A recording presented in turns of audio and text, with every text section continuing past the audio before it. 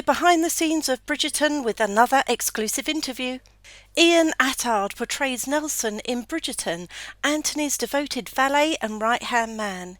He mentions what it's like working with Jonathan Bailey, who portrays Anthony Bridgerton, and what life's like on set in the glamorous Regency era. Ian also discusses his career journey and ambitions for the future. Hello, hello. Hello. Before we get into all things Bridgerton, I'd really like to know, how did you get into acting? How did I get into acting? So it's been a kind of funny journey, really. So I was always quite a kind of creative kid, I suppose. Always a bit of a natural kind of storyteller.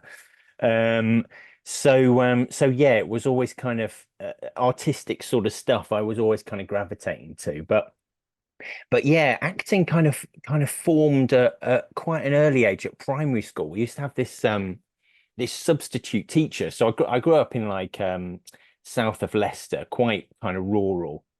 And in Okay. my last year of primary school, whenever our teacher was away, we used to have this same substitute teacher, and he used to do these like impro classes with us, acting impro classes, where he'd give us these like kind of very basic kind of like simple scenes of like two people at work or something like that. Yeah. And me and my best mate, we just used to really love it because this is kind of like some of the stuff that we used to do as kids anyway.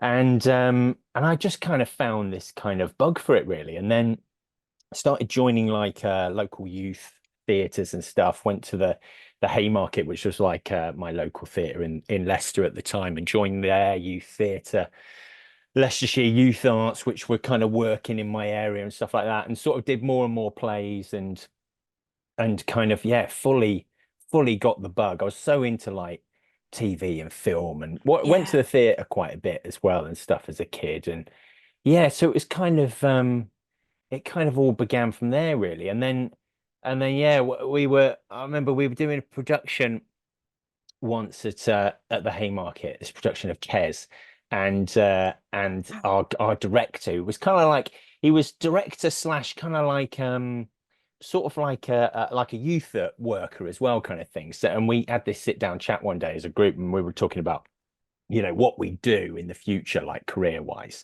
not necessarily like going into the business, but just kind of like general chat about what people were thinking. And one of my mates was like, "Oh, I'm gonna audition for drama school. I'm gonna try and be an actor." And this must have been, wow, how old were we? We must have been like 14 or 15 or something like that. And it was like it was a proper light bulb moment of like, oh, yeah, I might try and do that. Like it had never really like occurred to me that it could be a viable career. It could be something that I could do for a living. And I was quite dyslexic, so academic, like school was kind of hard work. I enjoyed school, but it was kind of hard work. I wasn't really kind of yeah, doing that well academically. And acting was this one thing that I was quite good at. Like I thought, well, if I could make a career out of this and Yeah. do this for the rest of my days, that would be pretty good. So yeah, so then I had it in my head that I'd audition for drama school as well as a kind of route into the industry. And sure enough, when I got to the end of my A levels, I kind of scraped through those and auditioned for drama school and got into Rose Bruford, which is in southeast London. I went down there and trained, and then yeah, rest is history. Did you have any acting heroes as a kid that you My aspired to main be acting like? hero was Al Pacino. Wow. Yeah. Mainly via my dad because he had this great like Betamax collection of like Oh, Al Pacino movies that Betamax. yeah, proper old school, and they were all recorded off the telly and stuff. So it was like I probably shouldn't have been what I started watching them way too early, but yeah, like Serpico and Dog Day Afternoon and Wow. Yeah. Carlito's Way. It's Yeah. just that performance in that him and Sean Penn and yeah, so Al Pacino was right up there. And then as I got older, I realized like all the theater stuff that he'd done as well and some of the other film work that he'd done and it kind of grew from there really. But yeah, Pacino was big and Gary Oldman as well. Oh, yeah. I used to Wow. love Gary Oldman, like Leon. Um Yeah. oh God, such a good film. And Gary's performance in that, I always used to think, wow, this guy. And then I realized he was British as well. And it was like, oh Yeah, God, this guy's brilliant. And then discovered like The Firm and stuff like that. So yeah, Pacino and Oldman, they were probably the two biggies. Yeah, near the yeah, start, wow. I'd say.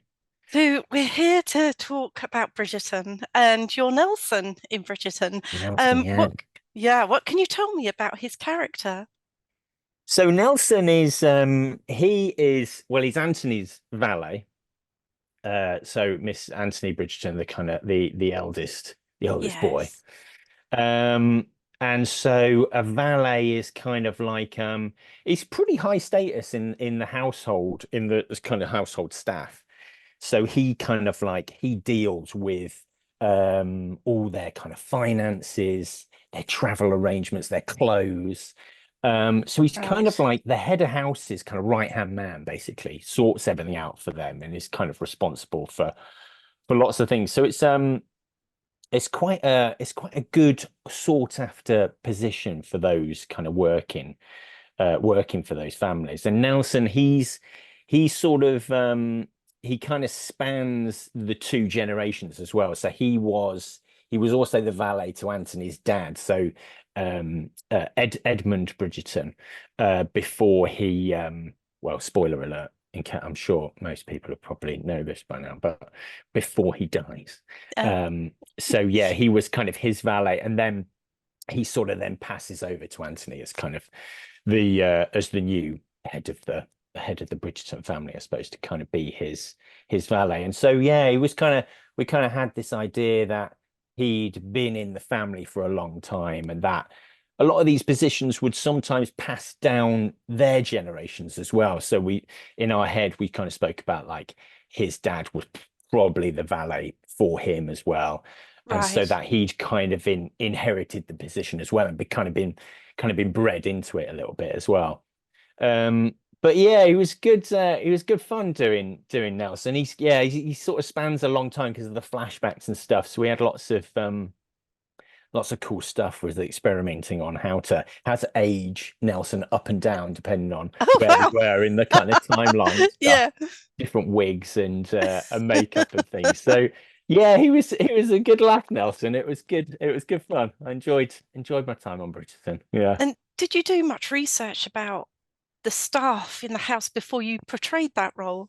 Yeah, I mean, I looked into valets and their kind of responsibilities and stuff, and what their kind of job role was and stuff. And it varied quite a lot, really. Their kind of like basic requirements were what I've just spoken about, but then they would be involved in other stuff depending on how long they've been there. So like, going hunting with them and stuff like that, and being a bit of a kind of like confidant to some of these guys as well. Right. Um, so yeah, it was hard. It was a hard job to kind of research because it's not loads about what they kind of what's out there kind of thing. There's no kind of like diary of a valet that you can kind of Yeah. look into. It's a shame. But yeah, a bit of research and stuff. You soon kind of find that yeah, it's a decent position within the household, I think. Yeah. Okay. Can you share any memorable behind the scenes moments from your time in Bridgerton?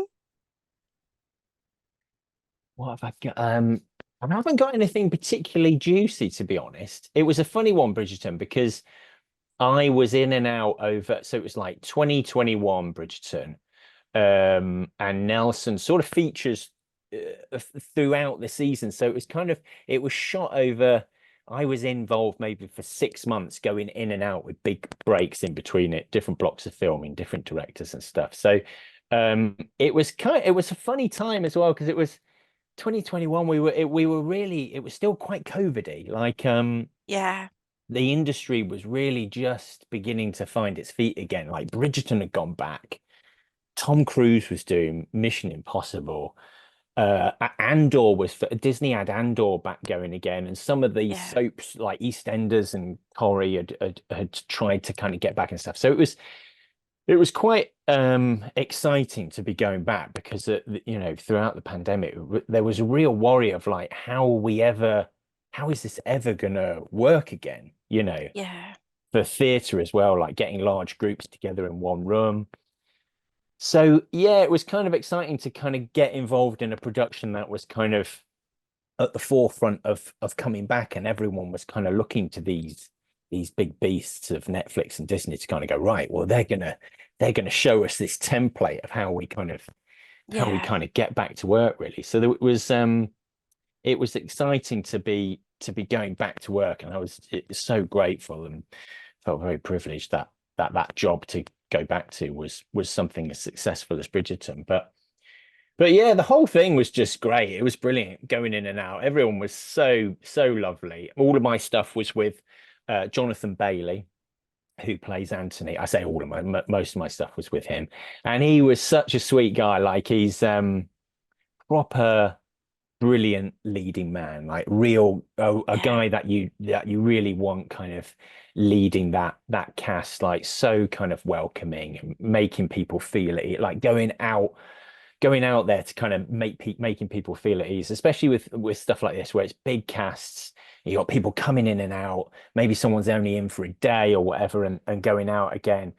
It's so important. It's so valuable that when you've got leading actors who kind of immediately make people feel at ease and a yeah, part of it, and a kind of, getting them in a place where they can start to feel a bit, some sort of sense of relaxation to kind of give their best work and do a good job. So yeah, Johnny was good fun. It was nice spending time with him. But yeah, it was cushy really. It was just, yeah, really fun job, treated really well, and yeah, lovely time. great. I just thought of a question actually that I asked a previous Bridgerton actor. Oh yeah. How do you think yourself, how would you have fared in the Regency era as Ian Attard? Would you have been a prince or a Oh pauper? gosh, I don't know. Probably, I mean, probably a pauper, I would say, as a kind of as a fairly basic Midlander. Yeah, probably a bit of a pauper in the Bridgerton world. Um, yeah, I don't know whether I would have made it into one of those big houses either. I think Yeah, I'd probably be working in a mill or something like that, doing something like, yeah, kind of off grid or whatever. yeah. Yeah, yeah, Great. You mentioned EastEnders earlier. You have been in EastEnders, you've been in the Fall of the Craze. yeah. What did you learn from these experiences?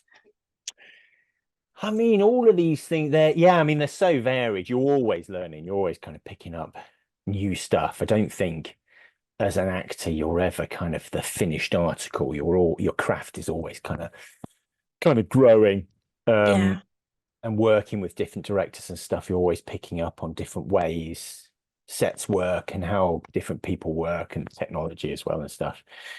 But yeah, I think the kind of the main through line, I suppose, of all of these jobs is preparation, especially in TV and film, where the rehearsal time is pretty much non-existent.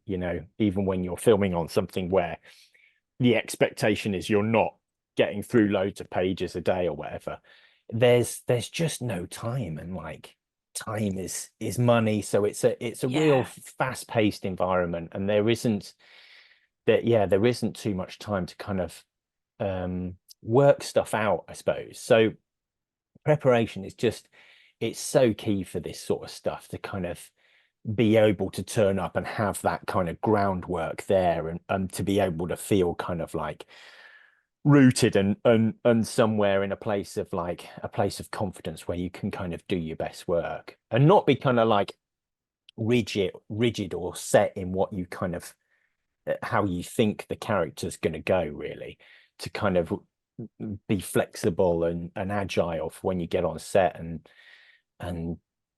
and deal with whatever's going to happen. Like there's just it's always surprising. You like the amount of jobs you turn up on, and it's completely different to how you imagined. Like the actor opposite you is like totally different to how you imagine and how they're doing their character, or the yeah, director might be quite hands-on with you, or they're very or you barely see them. They welcome you on set and then they're off to their video village and they're doing their thing over there, and you don't, they kind of leave the performance bit to you to kind of like navigate.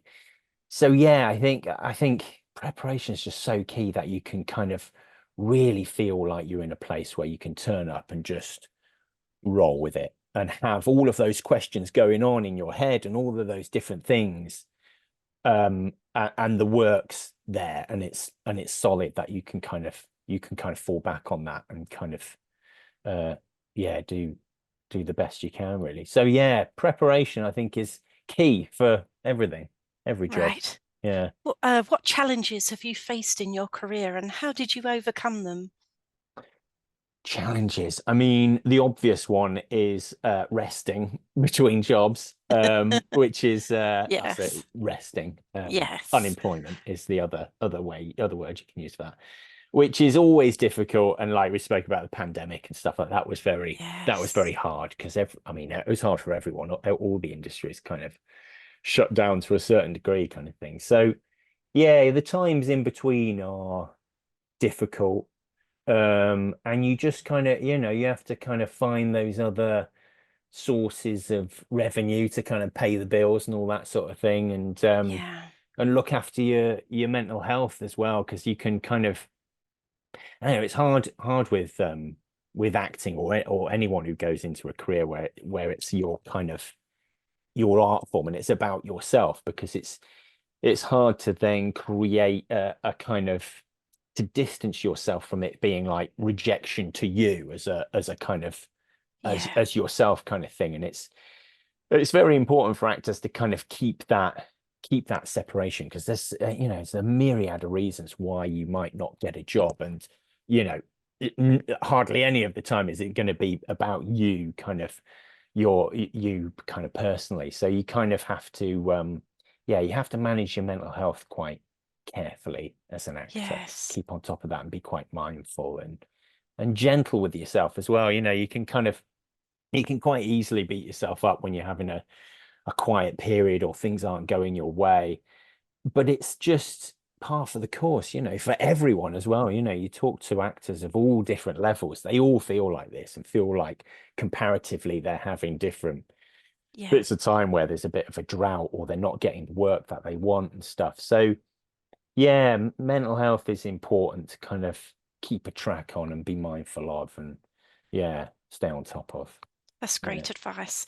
Mm. Are there any dream roles or projects you aspire to be part of in the future? I mean, many. It's funny, because like your aspirations change quite a lot as you as you kind of get older. Like, I think if you'd have asked me this when I like got out of drama school or something, I probably would have gone Hamlet, or like, a season at the RSC doing like, some heavyweight parts or whatever. And then as you get a bit older and the reality kind of like bites into, and you've got more responsibilities and stuff, I would probably say my dream kind of like project would be some really cushy long running TV drama, Yeah. where I'm kind of like solid for a little bit, and I kind of can kind of like, yeah, solidify a bit of what my craft, I suppose, get to work on something for a longer period of time. That would be pretty cushy.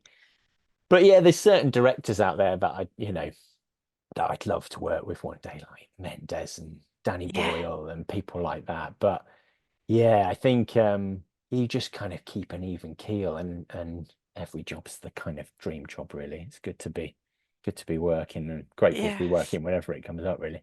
Yeah. Yeah. How do you balance staying true to a character versus bringing your unique interpretation to the role? Um, Gosh, that's a good question. I think it's, yeah, the two things are quite important, I suppose, is because you're kind of, your interpretation, I suppose, is your kind of, that's your unique thing that you're bringing as an actor. And that's kind of, if you're cast, that's partly the reason, because they're, I suppose, they're thinking, right, well, this is the kind of unique interpretation that we want to, the route that we want to kind of go down, I suppose. So in a sense, you have to kind of give yourself a bit of, artistic license to kind of do your job and fill in the gaps, and kind of, try and make a character as full and as authentic as possible. But then you always have to kind of come back to the kind of core basics of the text. and the story and the solid facts that you have about your character, kind of get those nailed down. And as long as you're kind of, as long as you've still got those in your head and you're not veering too far off of that, then I think you end up with a fairly truthful and kind of, yeah, real character at the end of it. Yeah. Great. What advice would, although you've given plenty of advice so far, what advice would you give to aspiring actors entering the industry? Uh, this is a tricky one, isn't it? Because everyone has their different journeys in the industry. It's such a kind of, it's a marathon, not a sprint. Yes. That's a popular one, but it is very true, that one. It is a long game, this industry. I think the best bit of advice I ever heard was from Philip Seymour Hoffman, who Yes. gave this really amazing bit of advice of like uh taking every opportunity to act and doing it to the best of your ability, to whoever that is. In terms of like, as an actor, you might get seen for a part that you're reading the character description and the script, and you're kind of like, this isn't me. I know my mate, if he gets seen for this, it would be perfect for this role or whatever. But yeah, this bit of advice of like acting whenever you get that chance is just, it's so important not to put the role on a pedestal, to just take that opportunity of, you've got an audition, you have this an opportunity to do some acting and create and forge a relationship with that casting director or that creative team that you're going to meet. So yeah, I think something along the lines of like, try and make yourself and get yourself in the best possible position to really seize every opportunity, no matter how much you think it's, you know, you're not going to get it, or you think, oh, they're probably going to be looking for a name for this or something like that. Yeah. You got to kind of put all those different things to the back of your mind and kind of just, yeah, seize that opportunity and remember that this is the reason you're in it, to be an actor. So, take that moment and do something with it. Okay, final question. What have you got coming up? Well, there's a few irons in fires, but we'll see. I can't really talk about Yes. anything coming up as of yet, but it's pretty. I'm in something called Supercell on Netflix, which is doing really well. Another big Netflix production. We Were the Lucky Ones on Disney, and DI Ray, which is out on PBS in America, and hopefully ITV as well. So Yeah. there's stuff going on, which is good, and yeah, fingers crossed. Hopefully, I'll have some news on the next thing soon. Yes. All the best. Thank you Yeah, so much for coming no on worries. to Thank you talk for the about invite. Bridgerton. Yes, and Pleasure. your career. Thank you, Ian. Speak to you soon. Speak to you soon. Bye. Cheers. Bye bye. Bye. Bye.